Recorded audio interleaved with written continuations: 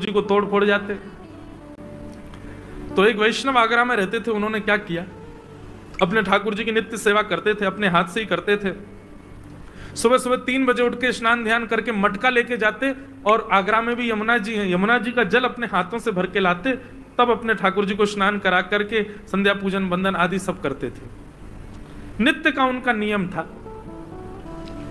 एक दिन इतनी मूसलधार बारिश हुई महाराज, इतनी बारिश, लाइट तो उस समय थी नहीं, दिया सब चलते थे। क्या करें, आज सेवा कैसे होगी?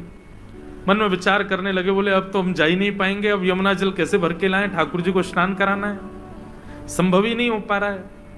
सुबह तक की प्रतीक्षा करें, दिन में जाएं तो मुगल परेशान करते हैं। ये मन में विचार कर ही रहे थे, सोच रहे थे आज ठाकुर जी की सेवा नहीं हो पाएगी, और इस बात से इतने घबरा गए कि हाथ पांव उनके कांपने लगे। बोले आज ठाकुर जी की सेवा कैसे होगी? वैष्णव का तो सर्वधन ठाकुर जी हैं। इतने में बंधुओं क्या हुआ, उनके घर के बाहर एक मशाल लिया व्यक्ति आ गया। उसकी मशाल देख करके ये थोड़े से मन में आया कि भाई ये व्यक्ति जा रहा है, जब तक इसकी मशाल की प्रकाश दिख रहा है तब तक इसके पीछे चल दें। उसके पीछे पीछे चले गए और वो यमुना जी के तट पे ही गया। वहां जैसे ये पहुंचे, उन्होंने कहा बढ़िया है, इसके सहारे हम आ गए, वापस तो हम जैसे तैसे लौट भी जाएंगे। और महाराज उन्होंने यमुना जल आदि सब अपना भर लिया, बड़े प्रसन्न थे, ठाकुर जी की सेवा पूरी होगी।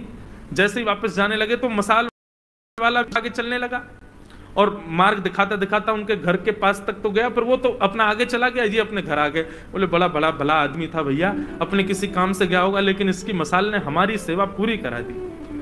ठाकुर जी का बड़ा अनुग्रह है कि हमारी सेवा आज नहीं छूटेगी। खूब प्रसन्न हो गए थे महाराज, अपने हाथ पांव धोए, कीचड़ लग गई थी। ठाकुर जी का जल आदि लेकर के चंदन वंदन घिस करके जैसे ही मंगला के लिए मंदिर में गए और जैसे ही कपाट खोले तो त्रिभंग ललित श्याम सुंदर जो सामने खड़े थे, उनके पैर कीचड़ में हो रहे थे और हाथों में मसाल का तेल लगा हुआ था, और उसमें से वो मट्टी के तेल की सुगंध ठाकुर जी में से आ रही थी। ये देख करके वैष्णव तो लिपट गया ठाकुर जी से। बोले मैं आपको निलाता भी हूं ना, ये भी मेरी सामर्थ्य नहीं है, ये भी आपकी कृपा से ही मैं कर पा रहा हूं ठाकुर जी।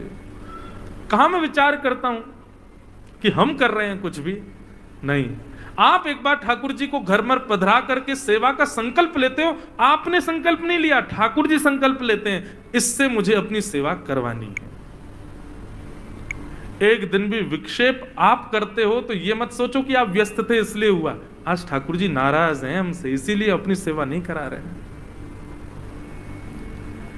ठाकुर जी से प्रार्थना करो, जहां ले चलोगे वहीं मैं चलूंगा, जहां ले चलोगे वहीं मैं चलूंगा, जहां ले चलोगे वहीं मैं चलूंगा, जहां ले चलोगे वहीं मैं चलूंगा, जहां नाथ रख दोगे, जहां नाथ रख दोगे, जहां नाथ रख दोगे, जहां नाथ रख दोगे, ओ वहीं मैं रहूंगा, जहां ले चलोगे वहीं मैं चलूंगा। करताल बजा के गाओ भाव से। प्रस्थान करने लगे पुनश्च द्वारिका के लिए, तो युधिष्ठिर जी रोने लगे। भगवान युधिष्ठिर जी को लेकर के रणभूमि में गए, जहां पर भीष्म पितामह भगवान की प्रतीक्षा कर रहे थे। बंधुओं, महाभारत का एक पात्र और है, और ये महाभारत के ऐसे पात्र हैं जो मुझे बहुत प्रिय हैं, जिनका नाम है भीष्म पितामह। बहुत सुंदर, अद्भुत हैं भीष्म पितामह। जीवन चाहे कैसे भी जियो, पर अंतिम क्षण ऐसा होना चाहिए जैसा भीष्म पितामह का था। भीष्म पितामह ने अपनी इच्छा मृत्यु के वरदान को कितनी श्रेष्ठता से स्वीकार किया। आप सबको पता है ना कि भीष्म पितामह को इच्छा मृत्यु का वरदान था। जब तक उनकी इच्छा नहीं होगी तब तक प्राण नहीं त्यागेंगे भीष्म पितामह। संसार के हम आप सब लोगों को यदि इच्छा मृत्यु का वरदान मिल जाए कि तुम्हारी इच्छा जब होगी तब तुम प्राण त्यागना, पहली बात तो ये कि हमारी इच्छा ही नहीं होगी कभी, लेकिन एक शर्त लागू हो जाए कि नहीं, प्राण तो तुमको त्यागने पड़ेंगे लेकिन तुम्हारी इच्छा, तो सबसे पहला काम क्या होगा पता है? हम आप सब लोग पहले तो हाफ सेंचुरी पार, पूरी फुल सेंचुरी पार कर जाएंगे, 100 से तो ऊपर ही जाएंगे सब, 100 तक तो हम प्राण त्यागने वाले हैं ही नहीं। और उसके बाद भी ये बात आप सत्य मान लीजिएगा बंधुओं, कोई भी ये विचार नहीं करेगा कि मैं ठाकुर जी को देखते हुए या ठाकुर जी के तीर्थ में या ठाकुर जी के धाम में प्राण त्याग। आप कितने भी वैष्णव हो, आप कितने भी भक्त हो बंधुओं, ये जो मन है ना हमारा, बड़ा बड़ा क्या बताऊं इसको, कितना बुरा कहा जाए उतना बुरा है। यदि कल कोई ज्योतिषाचार्य घोषणा कर दे कि भाई 9 जनवरी को ऐसी तिथि आ रही है, ऐसे नक्षत्र होने वाले हैं कि संसार का कोई भी व्यक्ति कितना भी बड़ा पाप कर ले उसको पाप नहीं लगेगा, क्या होगा बताओ? अगर कोई ज्योतिषी कह दे कि आगामी 9 जनवरी को ऐसी महाराज नक्षत्र आ रहे हैं आकाश में, ऐसे ग्रह नक्षत्र होने वाले हैं कि संसार का कोई भी व्यक्ति कितना भी बड़ा पाप कर ले उसको पाप नहीं लगेगा, बुरा नहीं मानिएगा, वैष्णव भी माला छोड़ देंगे अपनी, आज तो दिन है कल लो। ये हम लोग थोड़े बहुत बच रहे हैं ना, हम लोग नहीं कर रहे हैं वो इसलिए क्योंकि हम आध्यात्मिक हैं, नहीं तो आध्यात्म जीवन में ना हो, सत्संग जीवन में ना हो, हम सब की प्रवृत्ति पाप की होगी।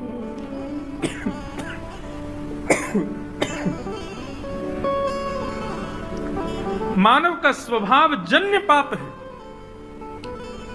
हम लोग कैसे हैं, मैं कभी कभी कहा करता हूं, हम लोग पानी की तरह हैं, पानी को फैला दो तो ढलान की ओर ही जाता है।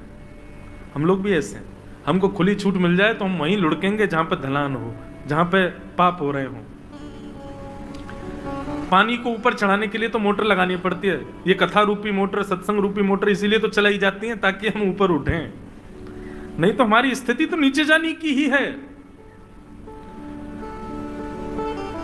सही बताओ आप, अगर घोषणा हो जाए कि इस दिन पाप करने पर किसी को पाप नहीं लगेगा, क्या होगा? सब पाप करेंगे। महापापी तो जाने किस स्थिति में जाएंगे, लेकिन धर्मात्मा भी पाप करने भाग जाएंगे।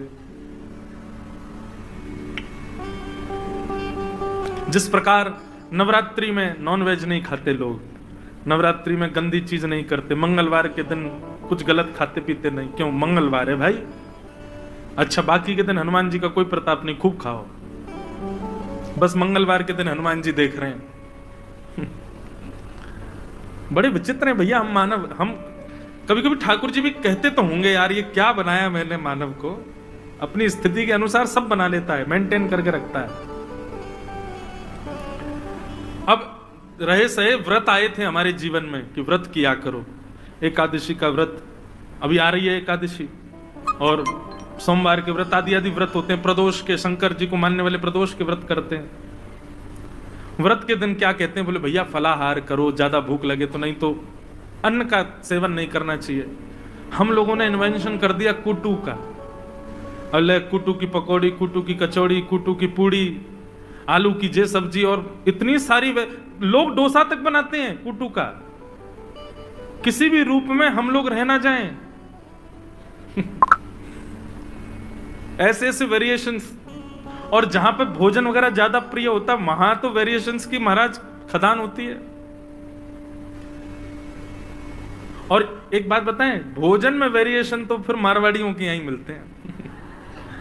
वो तो फिर वहीं में, वहां एक आध दो सब्जियों से काम थोड़ी चलता है, थाल भी इतनी बड़ी लगेगी, उसमें ये इसकी सब्जी, इसकी सब्जी, उसकी सब्जी, मिठाई भी 4 तरीके की, रोटी भी 3 तरीके की, ज्वार की अलग है, बाजरे की अलग है, गेहूं की अलग है। तो इतने सारे व्रत, एकादशी भी कहती होगी जय हो, बाकी के दिन तो हमारा कैलोरीज ज्यादा बढ़ती नहीं होंगी, एकादशी वाले दिन तो इतनी बढ़ती होगी पूछो नहीं, इतना खाते हैं हम लोग। तो भैया मानव का स्वभाव बड़ा विचित्र है। कभी कभी मैं सोचता हूं इच्छा मृत्यु का वरदान हमको मिल जाता तो हम क्या इच्छा करते। ठाकुर जी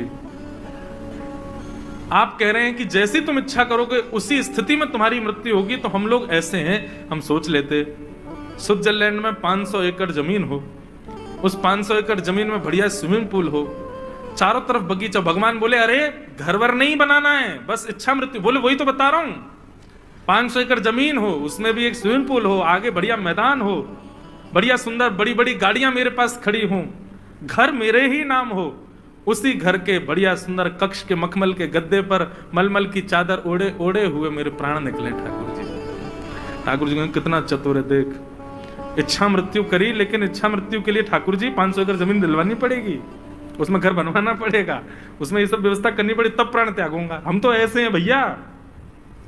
लेकिन भीष्म पितामह कौरवों के संग रहे, चाहे कुछ भी किया जीवन भर, लेकिन भीष्म पितामह की श्रेष्ठता क्या, मृत्यु देवी सामने खड़ी है, रोम रोम में बाण लगे भीष्म पितामह के, मृत्यु देवी कह रही है भगवान एक बूंद रक्त नहीं बचा आपके शरीर में, अब तो मुझे आने दीजिए, अब तो मुझे स्वीकार कर लीजिए। भीष्म पितामह कहते हैं खड़ी रहे, जब तक त्रिभंग ललित श्याम सुंदर पीतांबरी पहन करके मोर मुकुट धारण करके मधुर मुस्कान लेकर के मेरे सामने नहीं आएंगे, तब तक तुम खड़ी रहो, मैं प्राण नहीं त्यागूंगा। मृत्यु देवी कह रही है शरीर में प्राण टिकेंगे कैसे, कुछ बचा तो है नहीं। बोले ये जिम्मेवारी तुम्हारी है, मुझे वरदान मिला इच्छा मृत्यु का, मेरे प्राणों को बचाओ, जब तक कब तक, जब तक ठाकुर जी ना आ जाए। भीष्म पितामह ने मृत्यु देवी को बंदी बना करके रखा है, मृत्यु देवी बचा रही है भीष्म पितामह को। यहां ठाकुर जी द्वारिका जाने को जैसे तैयार हुए, मृत्यु देवी ने संदेश पहुंचवाया, बोले ठाकुर जी अभी मत जाओ, ये भीष्म पितामह को पहले दर्शन दो। सोचो पूरी कायनात हिला दी भीष्म पितामह ने, ठाकुर जी को आना ही पड़ेगा मेरे सामने, तभी प्राण त्यागूंगा। और भीष्म पितामह को दर्शन देने के लिए रो रहे थे पांडव, अपनी क्रियाओं का शोक मना रहे। भगवान बोले चलो तुमको उपदेश दिलाता हूं, और उपदेश के बहाने भीष्म पितामह को दर्शन देने के लिए द्वारिकाधीश रणभूमि में पहुंच गए। भीष्म पितामह बाणों की सैया पर लेटे हैं, तभी देखते हैं सुंदर चंदन की सुगंधी आ रही है, मोर पीछ लहरा रहा है, पीली पीतांबरी ओढ़े चमक रहे हैं श्याम सुंदर, द्वारिकाधीश उनकी तरफ बढ़े आ रहे हैं।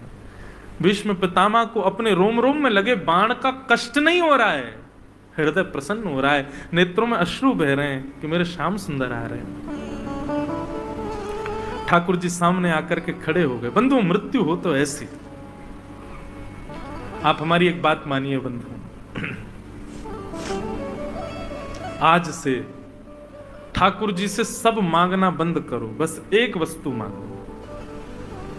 ठाकुर जी से कह देना ठाकुर जी हमारे जीवन में दुख सुख आनंद संपत्ति ये सब हमारे कर्म से हमको प्राप्त होंगे, पर आप हमारे कर्मों से हमको प्राप्त नहीं होंगे, इसलिए नाथ कृपा करना, जीवन चाहे जैसा निकले हमारा, पर जब हमारे प्राण निकले तब आप सामने होना हमारे।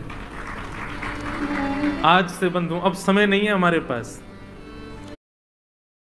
What if I had... Covid आया, अब जाने कौन कौन से वायरस और आएंगे भैया, ये प्राण कभी भी निकल सकते हैं हमारे, कोई पता नहीं कब छुट्टी हो जाए हमारी। इसलिए आज से प्रार्थना करना प्रारंभ कर दो, भगवान अच्छा है आपने हमको पुत्र दिया, पुत्री दी, सुंदर पत्नी दी, सुंदर पति दिया, बहुत संपत्ति दे दी, जीवन में किसी को कष्ट दिए, किसी को सुख दिए, जो भी दो ठाकुर जी हमको सब स्वीकार है, हम सब सहेंगे जो आप दोगे, बस हमारी एक बात मान लीजिए, आप बस इतना कर देना, हमको 1 सेकंड चाहिए आपका, जब मेरी अंतिम श्वास निकल रही हो उस अंतिम क्षण में मुझे कोई ना दिखे, मेरे त्रिभंग ललित श्याम सुंदर मुझको दिख जाए बस, और कोई ना, मुझे और कुछ नहीं चाहिए। इतना तो कर सकते हो ना ठाकुर जी, इतना तो कहना स्वामी, जब प्राण तन से निकले। बंधुओं रोज अपने ठाकुर जी से ये निवेदन रात्रि में किया करो, जब उनको शयन कराओ ना, सुबह सुबह उठते ही मत चढ़ जाओ ठाकुर जी को, ठाकुर जी यूं कर दो, नहीं, रात में जब सो रहे हो, माता पिता से कोई बात मनवानी हो बालक को, तो रात में जब बालक सो रहा हो, माता पिता सो रहे हो, तब वो जाता है चद्दर के भीतर हाथ डाल के पैर दबाता है, माँ कहती क्या बात है, नहीं नहीं कुछ नहीं, बोले आज बड़ी सेवा चल रही है तुझे, सेवा कर रहा है, बोले माँ कल बच्चे सब घूमने जा रहे हैं, मैं जाऊं साथ में, अब उसको पता है कि माँ जब बैठी होगी, खड़ी होगी, खाना बना, तब पूछूं तो मारेगी। सो रही हो, आधी नींद में हो, तब पैर दबाए, मैया कल जाने दो ना, सब लोग जा रहे हैं हैदराबाद घूमने, में भी जाऊं, तब माँ मान जाती है, ठीक है चला जियो, ध्यान रखियो अपना, ठीक है, खुश हो जाता है बालक। ठीक वैसे ही ठाकुर जी को दिन भर कुछ मत कहना, रात में जब ठाकुर जी को शयन कराओ ना, तब इत्र सुंदर ठाकुर जी के चरणों में लगाना। और हम मांग भी कोई संसार की वस्तु तो मांग नहीं रहे ठाकुर जी से, ठाकुर जी बस इतनी कृपा कर दो। इस देह के प्राण कब निकलेंगे मुझे नहीं पता, पर आपको पता है। मेरी मृत्यु निश्चित है, आपको पता है मेरे प्राण कब, कहां, कैसे निकलने वाले हैं। मैं बस आपसे इतनी प्रार्थना करना चाहता हूं ठाकुर जी, ऐसी स्थिति कर देना जब मेरे प्राण निकलने वाले हों, श्री गंगा जी का तट हो, यमुना का वंशीवट हो, और मेरा सांवरा निकट हो, जब प्राण तन से निकले। और ठाकुर जी मेरी मृत्यु जब हो रही होगी ना, सब लोग अस्त व्यस्त वस्त्र पहन करके आएंगे। भाई शोक की घड़ी में कोई सज के तो आता नहीं है, सब लोग ऐसे ही, रात्रि में पता चल जाए किसी के प्राण निकले तो बेचारे जैसे हम सोए होते हैं वैसे ही भागते हैं। ठाकुर जी सब अस्त व्यस्त आएंगे, मुझे किसी से मतलब नहीं, लेकिन आप तो सज धज के आना। पीतांबरी कसी हो, मुखड़े पे एक हंसी हो, छवि मन में ये बसी हो, जब प्राण तन से निकले उस समय